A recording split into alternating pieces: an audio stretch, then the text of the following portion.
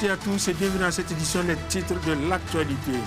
Gérer des décennies de ministères avec intégrité, c'est autour de ce thème que s'est articulé le dernier enseignement du Dr Hortense Karambiri lors de la conférence des femmes leaders d'Afrique.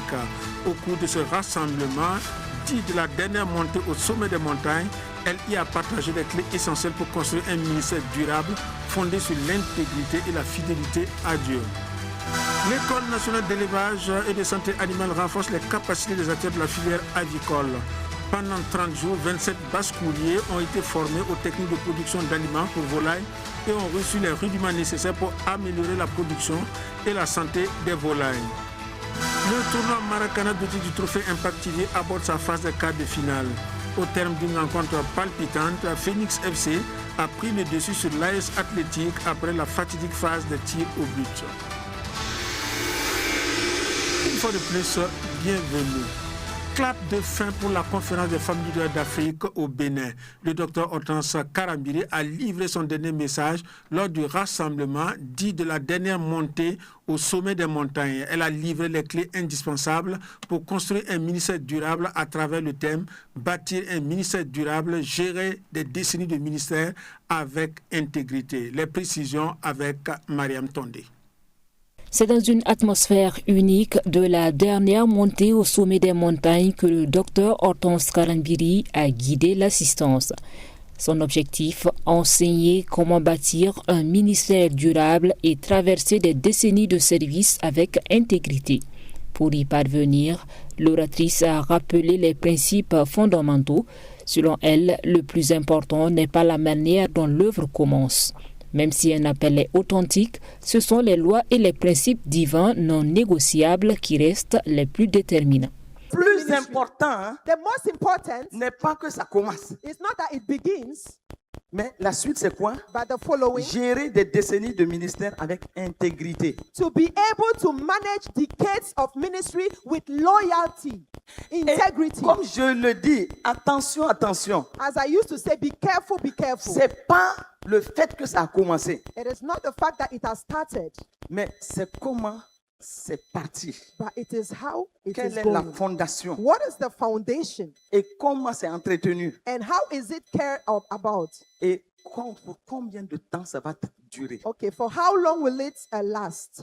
Il y a des lois There are laws que tu dois observer. that you need to keep. Sinon, tu vas bien commencer Otherwise, you may start et à well, un moment, tu vas être coincé. and at a point, you will be excused. Et Dieu lui-même nous a énoncé And God told us une image dans sa parole. an image in His Allons Word. dans Luc 4. Let's go Et to Luc the book 6 of plutôt. Luke chapter 6. Il est dit au It is verset said 47, in verse je vous 45, montrerai à qui est semblable tout homme qui vient à moi, entend mes paroles et les met en pratique. I will show you how is a man that comes to me and listen to Il my est words. semblable à un homme He is like a man qui, bâtissant une maison, who built his a house creusé and digged.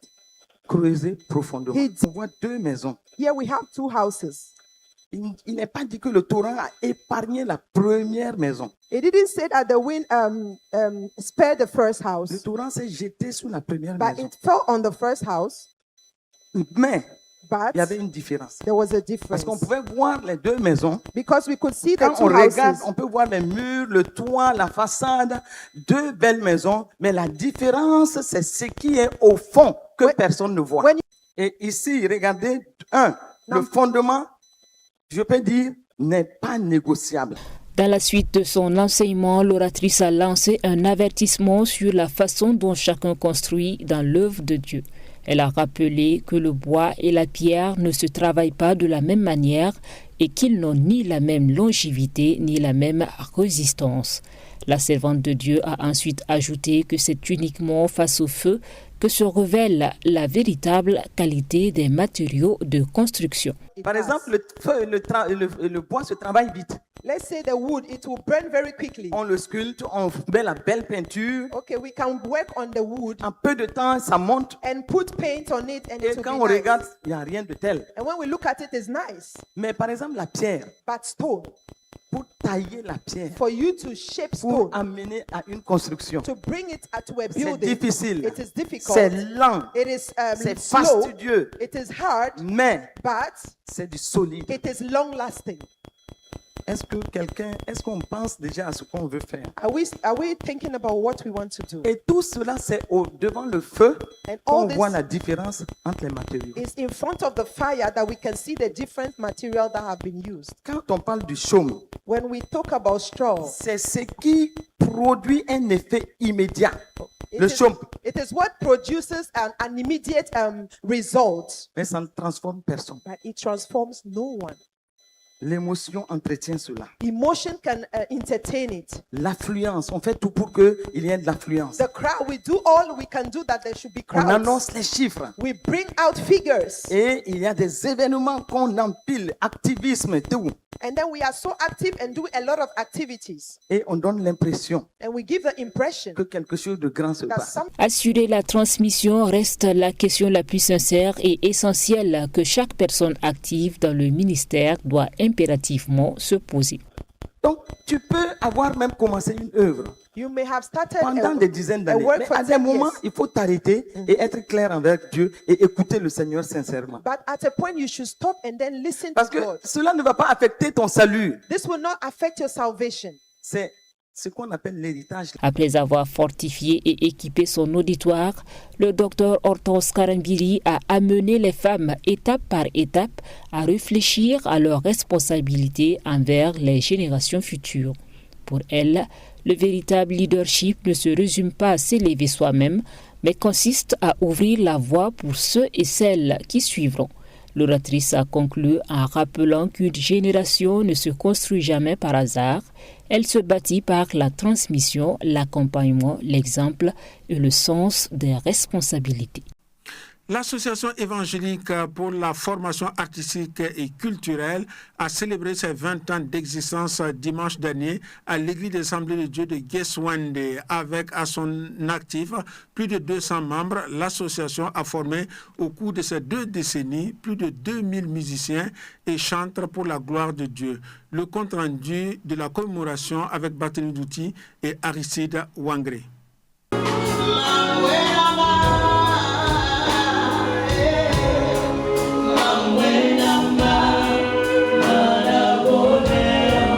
L'Association évangélique pour la formation artistique et culturelle, AEFAC, a vu le jour en 2006 sous l'initiative du pasteur Richard Nikiema et son épouse. Aujourd'hui, l'association compte environ 200 membres et formateurs. Elle a formé plus de 2000 chantres et musiciens pour la gloire de Dieu. Pour cela, l'AEFAC a décidé de rendre grâce à Dieu en célébrant ce jubilé.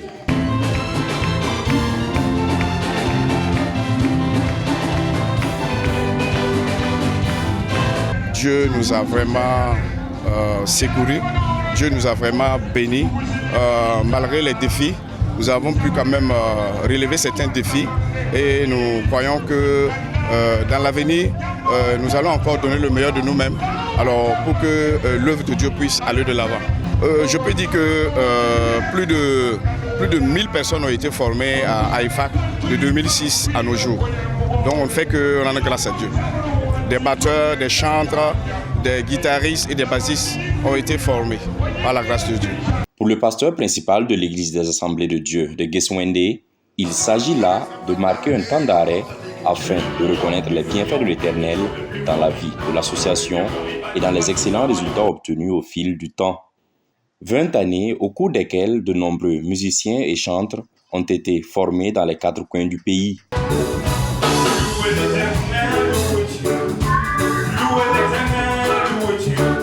Nous rendons grâce à Dieu pour ce qui nous a permis de pouvoir tenir cette action de grâce parce que ça fait 20 ans que nous tenons la formation artistique et culturelle. L'association regroupe près de 200 membres. Ils ont décidé de mettre leur talent au profit de l'Église pour former les jeunes afin qu'ils puissent être utiles à l'Église. Parce que nous avons remarqué que dans les églises, il y a de la musique mais pas bien faite. Voilà, nous voulons ramener les gens à sa gloire, non dans la médiocrité, mais dans tout ce que Dieu avait prévu pour un musicien de faire devant lui. En termes de bilan, nous pouvons dire que nous avons formé plus de 2000 personnes et nous avons intervenu nous sommes dans presque toutes les provinces.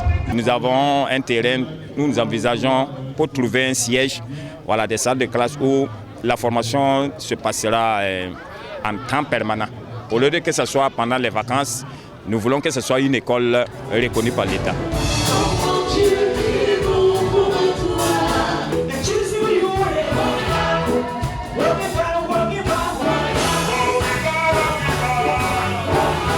Pour le Conseil régional des assemblées de Dieu de Boulmougou Sud, de plus en plus de musiciens talentueux sont dans l'église. Leur professionnalisme se doit d'être davantage soutenu et entretenu. D'où il faut toujours viser l'excellence à tous les niveaux. Quand on regarde tout ce que cette association a eu à faire pour, j'allais dire, toutes les dénominations chrétiennes à Ouagadougou, tout le territoire national, nous ne pouvons que rendre grâce à Dieu. Parce qu'on a constaté qu'avant, pour trouver un musicien dans nos assemblées, c'était vraiment très difficile. Mais lorsqu'on a créé cette association, l'association est allée presque dans toutes les provinces formées. Et aujourd'hui, nous avons des musiciens talentueux qui sont dans nos assemblées et nous ne pouvons que rendre grâce à Dieu. Des remises d'attestations et de kits de reconnaissance ont constitué l'autre phase de cette célébration des 20 années de vie de l'AEFAC. Louer Dieu avec des instruments de musique, c'est son slogan. Elle invite le peuple de Dieu pour la suite de ses activités.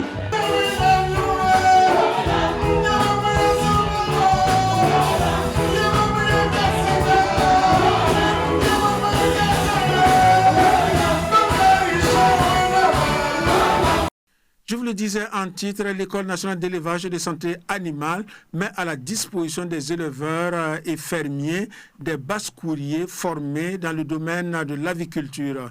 Durant 30 jours, ils sont au nombre de 27 personnes à recevoir des rudiments nécessaires à la production d'aliments pour volailles ainsi qu'à la gestion sanitaire des sujets. Le reportage de Isaïe Dimtoumda et Eliman Mamadou Nikema. Après 30 jours de formation et de partage d'expériences, ces hommes et femmes passionnés d'aviculture sont désormais des basse-courriers aptes. Désormais, ils sont capables de produire des aliments pour volailles et de gérer les prophylaxies de ces derniers. Leur suivi régulier en les alimentant, en les abreuvant, de leur vaccination en passant par leur pesée, de la collecte et du contrôle de la qualité des œufs jusqu'à la reproduction dans l'incubateur et le closoir en passant par le mirage, de la gestion des stocks aliments comme eux, du processus de fabrication des aliments pour la volaille jusqu'à la préparation d'asticots, en somme, à la gestion efficace et efficiente d'une ferme avicole. Telle était l'ossature d'apprentissage que nous ont servi nos chers formateurs tout au long de cette immersion pastorale. Depuis 2024, l'École nationale d'élevage et de la santé animale met à la disposition du monde avicole des basse-courriers et des gestionnaires de fermes, des formations certifiées et sanctionnées par des attestations. Depuis lors, une centaine de personnes du domaine ont été ainsi formées. Vous avez attendu les cris de cœur de ces nombreux acteurs désirant faire de l'élevage, notamment l'aviculture, une activité économique. Ces entrepreneurs avicoles avaient pour principale contrainte le manque de la ressource humaine qualifiée que j'ai nommée basse-courrier sur le marché de l'emploi. C'est donc grâce à la vision des autorités de l'École nationale de l'élevage et de la santé animale que près de 100 basse-courriers ont été formés et mis sur le marché de l'emploi depuis 2024. Merci aux premiers responsables pour cette vision. Ces désormais basse-courriers sont prêts à s'installer soit à leur propre compte, soit à servir dans n'importe quelle ferme et apporter une contribution inestimable dans la production, tant pour l'aliment que des sujets sains pour la consommation. Durant ce mois de formation, ils ont appris déjà à connaître les infrastructures dans, comment on appelle ça, dans le poulailler. Ils ont appris comment s'occuper des poussins depuis leur arrivée, les questions de chauffage. Ils ont appris, avant même que les poussins n'arrivent, comment préparer le poulailler pour les recevoir. Il y a des étapes de désinfection à faire. Il y a même le stock d'aliments qu'il faut faire au préalable. Également, lorsque l'aliment vient, ils ont appris également comment mélanger les aliments, les ingrédients, selon l'âge de l'animal, comment il faut préparer l'aliment pour leur donner. Également les questions de soins, voilà, la santé des animaux, comment détecter un animal malade et comment il faut réagir face à un animal malade. Comment donner déjà les premiers soins, voilà, avant que le vétérinaire qualifié ne puisse intervenir pour, en tout cas, une prise en charge adéquate. Mais surtout, comment éviter que la maladie même ne rentre donc dans le poulailler. Démonstration à l'appui, ceux-ci ont montré leur savoir-faire appris durant leur séjour dans la ferme d'application de l'École nationale d'élevage et de la santé animale située à Boulbi. En cette saison des pluies, la plantation d'arbres constitue une occasion pour la population de contribuer à la protection de l'environnement. Mais pour réussir une plantation, il faut savoir choisir les espèces adaptées et respecter certaines techniques. Pour mieux comprendre les bonnes pratiques, une de nos équipes est allée à la rencontre des spécialistes en la matière. Le reporter de Siaka Liliou, grâce à Nimassou, avec la voix de Jean-Philippe Sabadogo.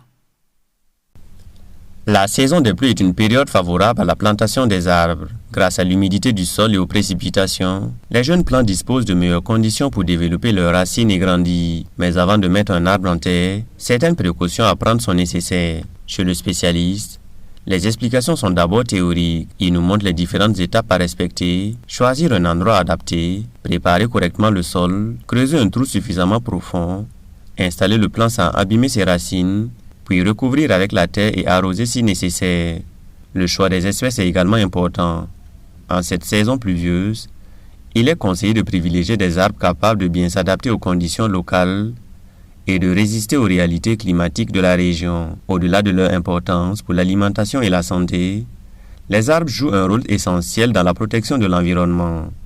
Ils absorbent le dioxyde de carbone présent dans l'atmosphère et contribuent ainsi à réduire les effets de changement climatique. Ils participent également à la protection des sols et à la conservation de la biodiversité et à l'amélioration du cadre de vie.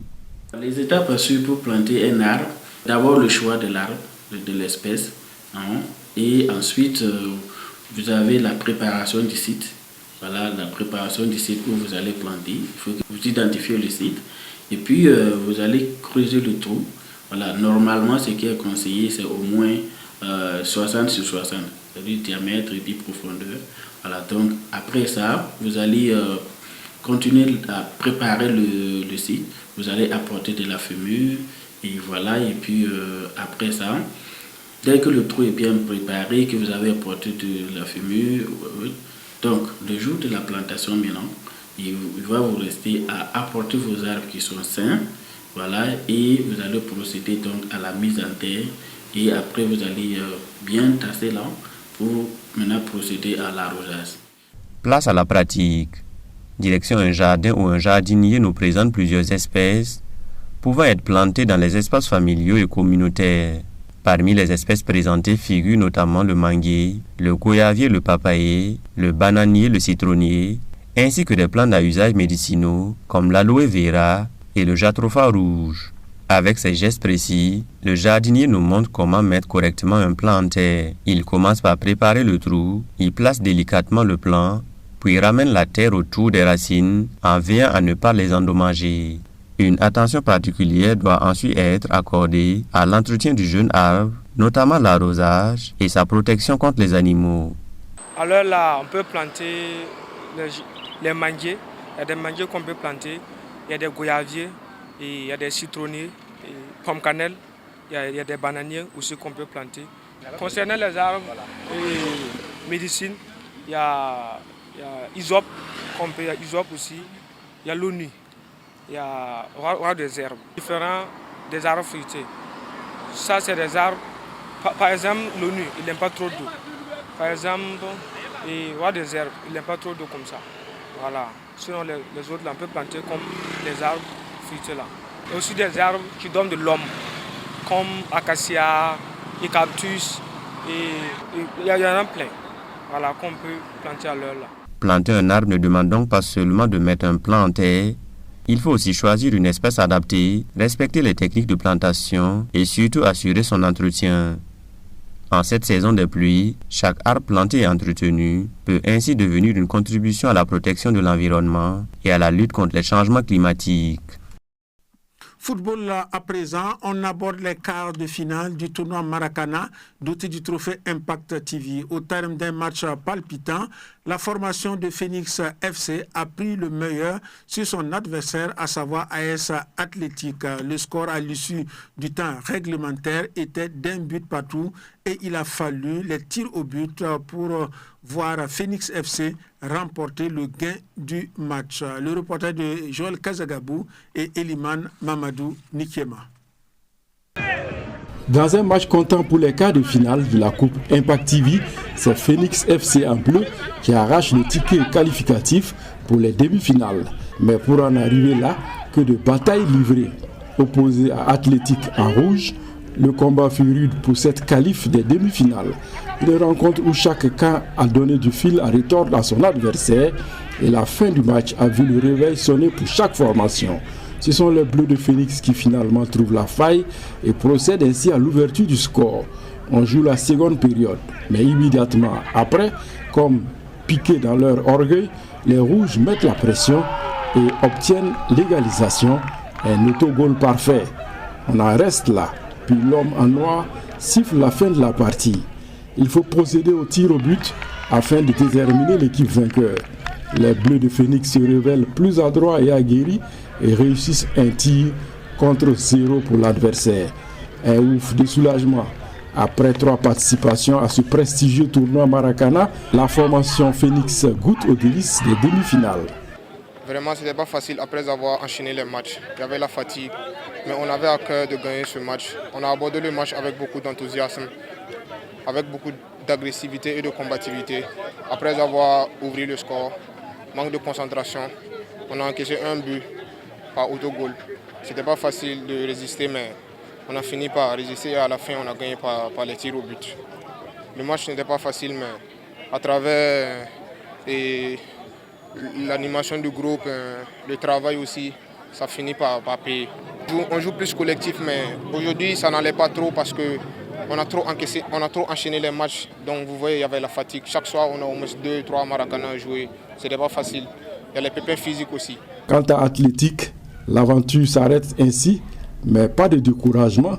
L'équipe pourra mieux se préparer et revenir la prochaine fois. Avec un peu plus de baraka, aller plus loin. Le football est compliqué. On a dominé, mais on n'a pas su faire la différence plus tôt. Donc, ils ont fait la différence.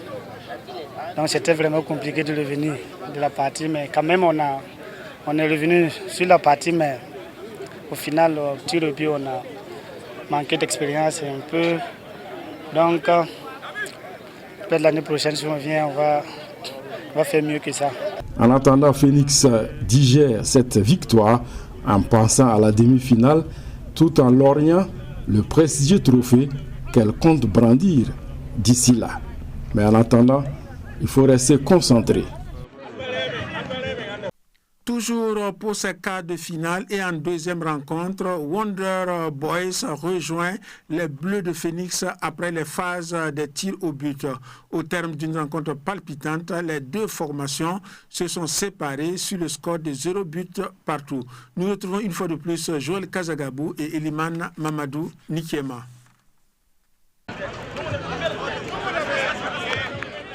Dans l'autre demi-finale, la Baraka a souri aux joueurs de Wonder Boys en jaune. Contre Impact FC, ce fut aussi un match de titans où les actes anti-jeu sont légion et le juge central est obligé de livrer des avertissements. Impact FC, visiblement en manque de fraîcheur, n'arrive pas à concrétiser les bonnes actions de but, laissant ainsi filer les occasions. Une situation qui profite à Wonder Boys qui allègrement assoit sa domination. Mais c'est une domination stérile qui n'occasionne finalement aucun but.